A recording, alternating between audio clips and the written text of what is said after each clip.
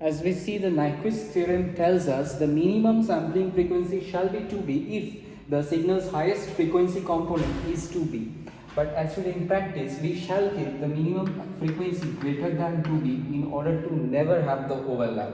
Now what does it mean in the timing case? So if you reverse it out, so it shall mean that time shall be lesser than 1 by 2b. So if it is done, the discretization is done on a t lesser than 1 by 2b, when we are discretizing the signal with this t and t is lesser than 1 by 2b, we are fine, no problem. But when the discretization is done at t greater than 1 by 2b, then we are not fine.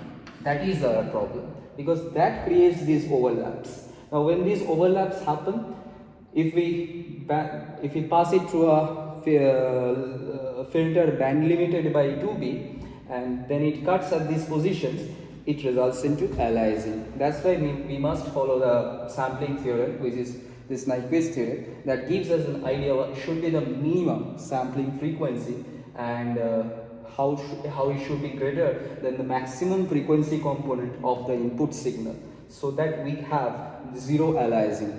And if we don't have an aliasing and we can retrieve the signal back by using filters, then we get the signal, original signal. That's easily done.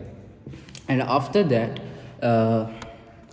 so the word of the sampling theorem is, if a signal contains no frequencies higher than b hertz and it is completely determined by its samples collected at t is equal to 1 by 2b. So we are saying the Nyquist theorem tells us to collect the samples at t lesser than 1 by 2b, not exactly equal but lesser, so that we have the sampling frequency greater than 2b in practice. So that's our sampling theorem. And now all of this is done on the continuous time domain. Now we can expand these all definitions similarly in the discrete time domain by replacing xt by xn. How does it look in the discrete domain?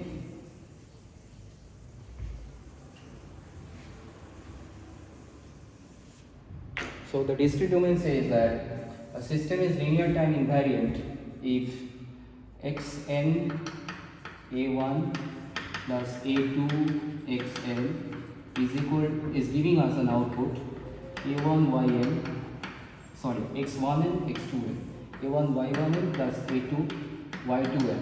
And similarly, a time change n minus k is a time change y n minus k. Then the system is LTI. And if it has an impulse response as hn, if the system has an impulse response hn, then the yn is given as the convolution between hn and xn, which can be easily done as something like this: hk x n minus k is equal to minus infinity plus infinity if the signal is defined like that. So that is the convolution, and in that way we can get the output of the system.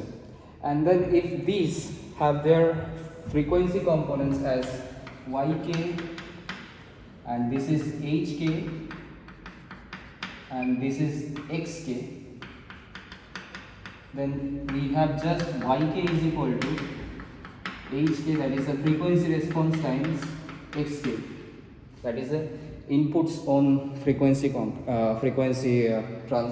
Fourier transform. So that's how we get the output of the system in the discrete domain.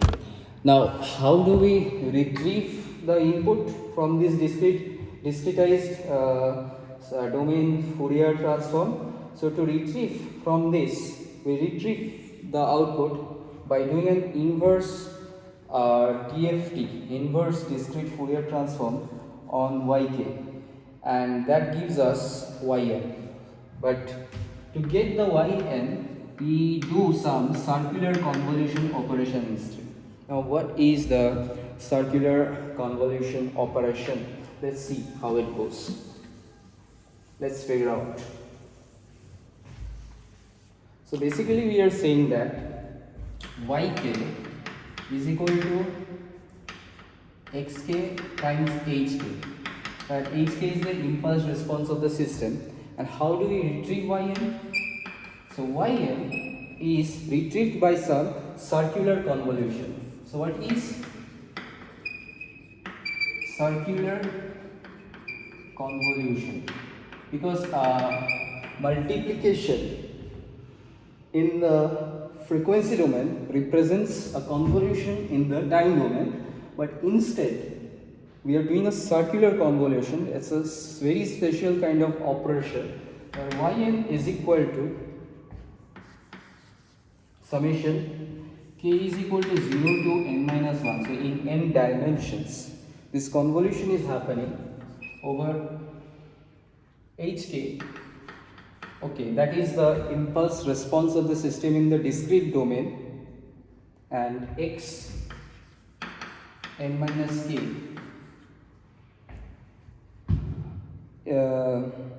with a dimension n.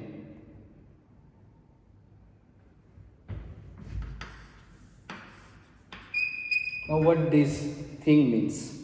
So if we say that xn and n, this particular notation is basically x n mod capital N. Okay, so we fix some value of capital N, and n is some dimension of the signal originally.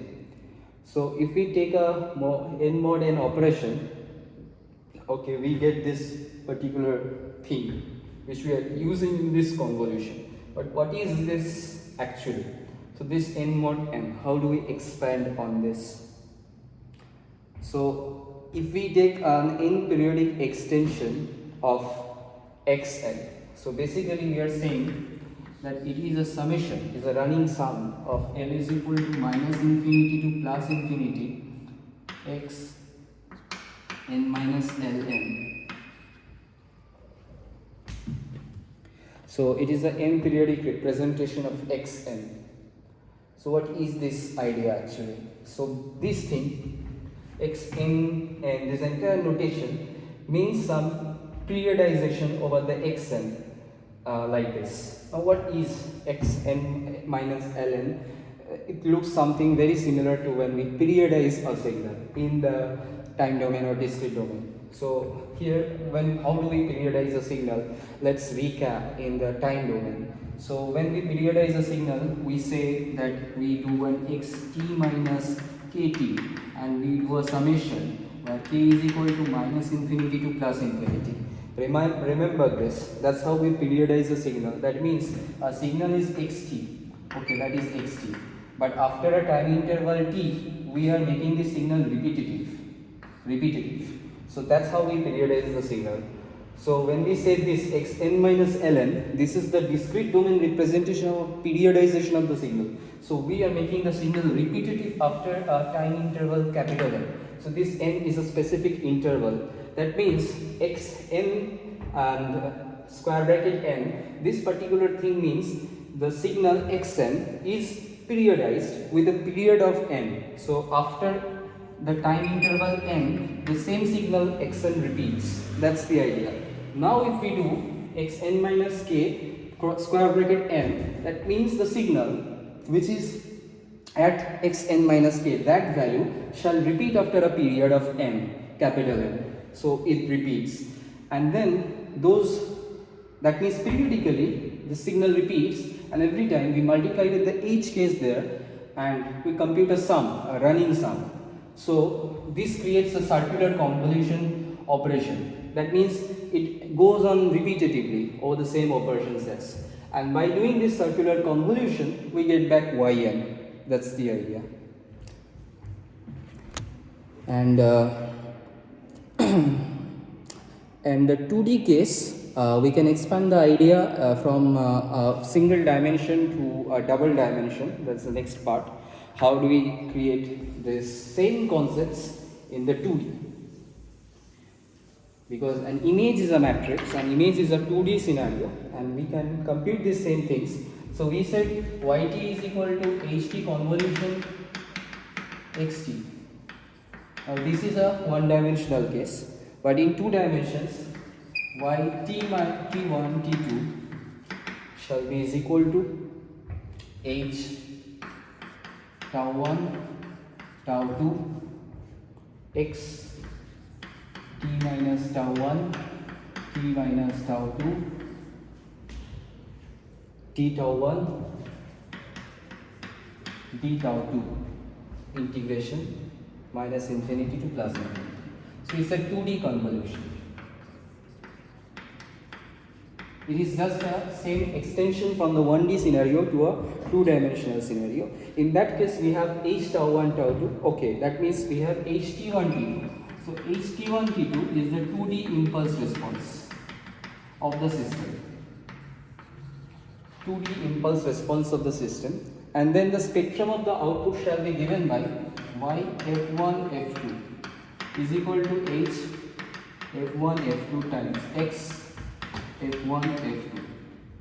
That's how the spectrum of the signal can be computed, where x f1 f2 is the frequency response as the 2D Fourier transform of the input signal, and h f1 f2 is the frequency response in the 2D for the signal.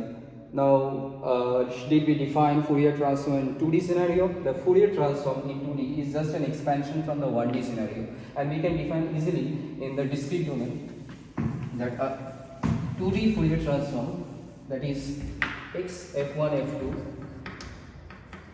can be given as a summation a is equal to 0 to n minus 1, l is equal to 0 to m minus 1. Okay, x n, let's say n is equal to 0 to n minus 1 and m is equal to 0 to m minus 1. Then x n comma m multiplied with e to the power minus j 2 pi k by n n plus L by m n. This particular relationship is a 2-dimensional discrete Fourier transform. So we just expanded over another dimension. We can easily see this in the time domain. Let's see, x f1 f2 in the continuous time domain should be something equal to integration. Okay, and then x t1 t2 e to the power minus j 2 pi f1 plus f2, sorry, f1 t1 plus f2 t2, something like this, although dt1 dt2 minus infinity plus infinity, or let's say minus t1 by 2 to plus t1 by 2